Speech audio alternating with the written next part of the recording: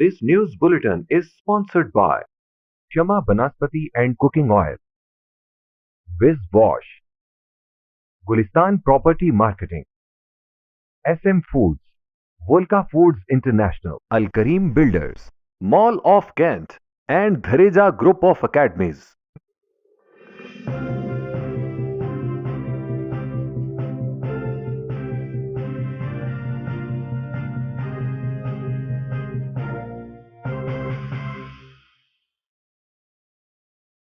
وزیر اعظم عمران خان کی جانب سے حزب مخالف کے اتحاد PDM پر کڑی تنقید.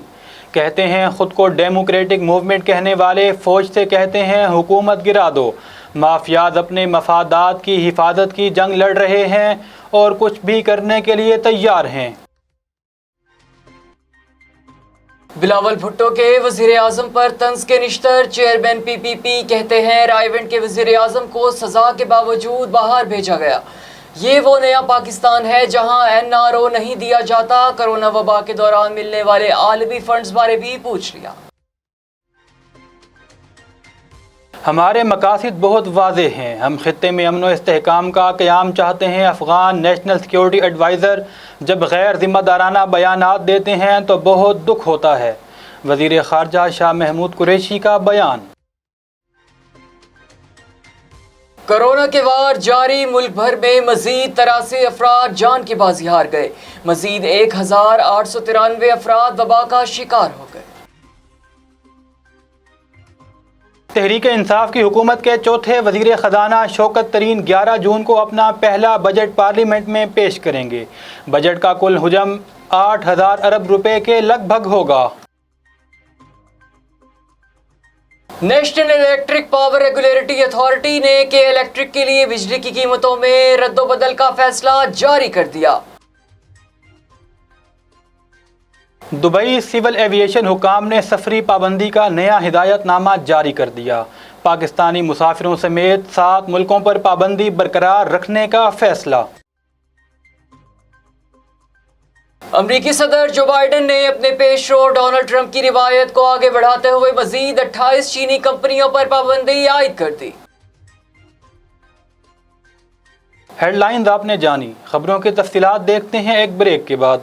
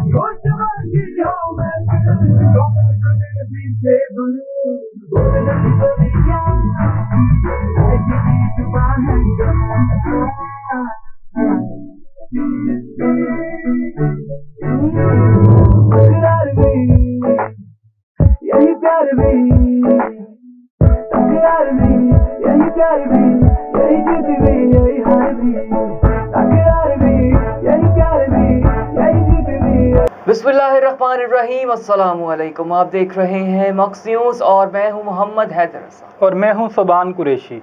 بلیٹن کا باقاعدہ آغاز کرتے ہیں. وزیر اعظم عمران خان نے حزب مخالف کے اتحاد PDM پر تنقید کرتے ہوئے کہا ہے کہ خود کو ڈیموکریٹک موومنٹ کہنے والے فوج سے کہتے ہیں حکومت گرا دو. وزیر اعظم عمران خان نے اسلام آباد میں لودھنا تا ملتان شاہراہ کی اپ گریڈیشن و بحالی منصوبے کے سنگ بنیاد تقریب سے خطاب کرتے ہوئے کہا کہ اپوزیشن کہتی ہے NRO دو ورنہ حکومت گرا دیں گے. فوج کو بلا رہے ہیں, خود کو ڈیموکریٹک موومنٹ کہتے ہیں اور فوج سے کہتے ہیں حکومت گرا دو. چینی قبضہ اور سیاسی مافیاز اپنے مفادات کی حفاظت کی جنگ لڑ رہے ہیں اور کچھ بھی کرنے کے لیے تیار ہیں. ان کے باہر اربوں ڈالر پڑے ہیں اور ڈرتے ہیں کہ حکومت ان سے یہ پیسہ واپس نکلوائے گی. ان کی چوریاں سامنے آ رہی ہیں، اس لیے چاہتے ہیں کہ اس سے پہلے ہی کسی نہ کسی طرح حکومت گرا دی جائے۔ وزیر اعظم نے مزید کہا کہ برے اور مشکل وقت سے نکل گئے ہیں، آنے والے دنوں میں عوام کو مزید خوشخبریاں دیتا جاؤں گا۔ اب ملک کی ترقی کا سفر وہاں سے شروع ہوگا جب ہم کسی وقت ایشیا کی چوتھی بڑی معیشت تھے۔ Chairman peoples party Bilawal Bhutto Zardari کا کہنا ہے کہ رائے ونڈ کے وزیر اعظم کو سزا کے باوجود باہر بھیجا گیا۔ یہ وہ نیا پاکستان ہے جہاں NRO نہیں دیا جاتا۔ اسلام آباد میں پریس کانفرنس کرتے ہوئے chairman peoples party Bilawal Bhutto Zardari کا کہنا تھا کہ موجودہ حکومت عوام پر عذاب بن کر نازل ہوئی ہے۔ ملک کی تاریخ میں سب سے زیادہ بے روزگاری PTI دور میں ہوئی ہے۔ عوام مہنگائی، بے روزگاری اور غربت کا مقابلہ کر رہے ہیں اور وزیر اعظم کہہ رہے ہیں کہ ملک کی معیشت بہتر ہو رہی ہے۔ ان کی باتوں سے لگ رہا ہے کہ ان کا عام آدمی سے کوئی تعلق نہیں۔ انہوں نے کرونا وائرس کی وبا سے بچاؤ کے حوالے سے عالمی اداروں کے فنڈز کا وزیر اعظم عمران خان سے حساب مانگتے ہوئے کہا کہ کرونا کا مقابلہ کرنے کے لیے IMF نے پاکستان کو $1.25 ارب دیے، وہ امداد کہاں خرچ ہوئی؟ ایشین ڈیولپمنٹ بینک نے کرونا وائرس کی وبا کا مقابلہ کرنے کے لیے $1.5 ارب کی امداد دی۔ بتایا جائے کہ یہ فنڈ کن منصوبوں پر لگایا گیا؟ وزیر خارجہ شاہ محمود قریشی کا کہنا ہے کہ ہمارے مقاصد بہت واضح ہیں، ہم خطے میں امن و استحکام کا قیام چاہتے ہیں۔ افغان نیشنل سیکیورٹی ایڈوائزر جب غیر ذمہ دارانہ بیانات دیتے ہیں تو بہت دکھ ہوتا ہے۔ افغانستان کے تناظر میں منعقدہ سہ فریقی اجلاس اور خطے کی صورتحال پر بات کرتے ہوئے وزیر خارجہ شاہ محمود قریشی کا کہنا تھا کہ سہ فریقی اجلاس میں افغانستان اور چین کے وزرائے خارجہ کے ساتھ تفصیلی بات ہوئی۔ ان کا کہنا تھا کہ افغان وزیر خارجہ کو دعوت دی ہے کہ وہ پاکستان آئیں تاکہ ہم افغان امن عمل، دوحہ میں جاری مذاکرات اور مستقبل کی حکمت عملی کے حوالے سے مزید تبادلہ خیال کر سکیں۔ انہوں نے کہا کہ ایک طرف پاکستان کا کردار انتہائی مثبت اور تعمیری ہے اور دوسری طرف افغان نیشنل سیکیورٹی ایڈوائزر جب غیر ذمہ دارانہ بیانات دیتے ہیں تو بہت دکھ ہوتا ہے۔ انہیں علم ہونا چاہیے کہ یہ منفی بیانات سپلائرز کا کردار ادا کرنے والوں کے ہاتھ میں چلے جاتے ہیں۔ ہمارا مقصد اس خطے کا معاشی انضمام اور روزگار کے مواقع فراہم کرنا ہے۔ یہ بیانیہ ہمارے جغرافیائی اقتصادی ایجنڈے کے عین مطابق ہے۔ ہم اقتصادی سفارتکاری پر اپنی توجہ مرکوز کیے ہوئے ہیں۔ NCOC کی جانب سے جاری کردہ اعداد و شمار کے مطابق گزشتہ 24 گھنٹوں میں مزید 1893 افراد کرونا کا شکار جبکہ 83 افراد جان کی بازی ہار گئے۔ ملک بھر میں گزشتہ 24 گھنٹوں میں 52,859 ٹیسٹ کیے گئے۔ ملک میں کرونا سے مجموعی اموات کی تعداد 21,105 ہو گئی جبکہ مجموعی کیسز کی تعداد 9,28,588 ہو گئی ہے۔ NCOC کے مطابق کرونا سے ایک دن میں 3,431 مریض صحت یاب ہوئے۔ پاکستان تحریک انصاف کی حکومت کے چوتھے وزیر خزانہ شوکت ترین 11 جون کو اپنا پہلا بجٹ پارلیمنٹ میں پیش کریں گے۔ آئندہ مالی سال کے بجٹ کا کل حجم 8,000 ارب روپے کے لگ بھگ ہوگا۔ ملازمین کی تنخواہوں میں 10 سے 15% اضافہ متوقع ہے۔ معیشت کا حجم 52,057 ارب روپے تک پہنچے گا۔ 3,060 ارب روپے قرضوں اور سود پر خرچ کیے جائیں گے۔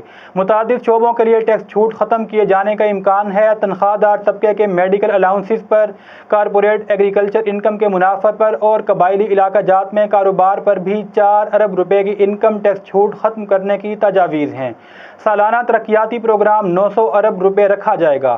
صوبوں کا ترقیاتی بجٹ 1,000 ارب روپے ہوگا۔ سبسڈیز کی مد میں 530 ارب روپے رکھے جا سکتے ہیں۔ National electric power regulatory authority نے الیکٹرک کے لیے بجلی کی قیمتوں میں رد و بدل کا فیصلہ جاری کر دیا۔